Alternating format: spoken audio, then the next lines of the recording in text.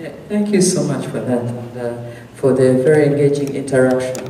I think for me, as we were discussing, we were actually mapping out the way forward, okay? Because, and I think you put it so well, how do we get harmonization between the policy and what is coming from the community, okay? How do we get the community to stop looking at government as the answer from A to Z and to see themselves more responsible? Now you know where the community is seeing themselves. So information and sensitization will go a long way in addressing some of these challenges we have identified. For example, as the engineer put it, and also as the chairman Butaleja, there are roles that the community can play in desilting, okay? How do we popularize those roles so that actually the community gets to see and believe that they themselves have a more active role that they can play in this? So I think that that is the beauty of this process, that you actually see where they're coming from. And I think that the best way to do something is to have a view, where is the other person coming from? Because when you know where they're coming from, then you know how to pitch your strategy so that it's a win-win solution on both sides. So I think a common thread of what was coming through from the discussion, that was something for me, plus the information.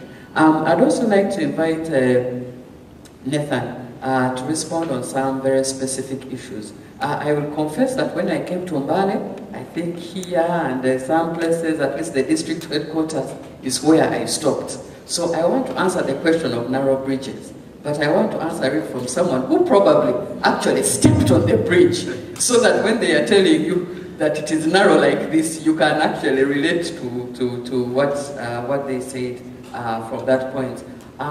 For the engineer, he's not in the room, but I think what is really key here as well is how can we take advantage of indigenous practices, okay? So we are talking about building houses at a higher level. And he has come up with a very interesting way, in fact, of how they are doing it here. Because basically what you're trying to do is to beat the levels of the flood that you expect and how you can go around that. And that's why for us, actually coming here, he introduced himself, but he didn't really give his high profile, but this is his second week with us.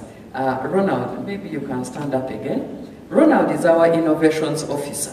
All right? Now, after this, the next phase that we expect is that people are going to be coming up with ideas, in addition to what they have got from here, of some of the things that they want to be doing. Or if we are in other spaces and people are like, oh, we have this idea, we want to do this, he's here to understand how he can start making some of those connections, in addition to what you're doing here. So I am sure as you have been presenting, his mind has also been clicking with what are some of the potential innovations that we can either bring into the community or leverage from what is already here. Because I found it actually quite interesting that, yeah, one way you can do it is you can put your buildings on stilts, yeah, but the other is you know where the river goes, and then you just build above that, okay, and then you have also solved the problem. So I really want to promote the indigenous and the locally relevant context to the innovations that we have out here.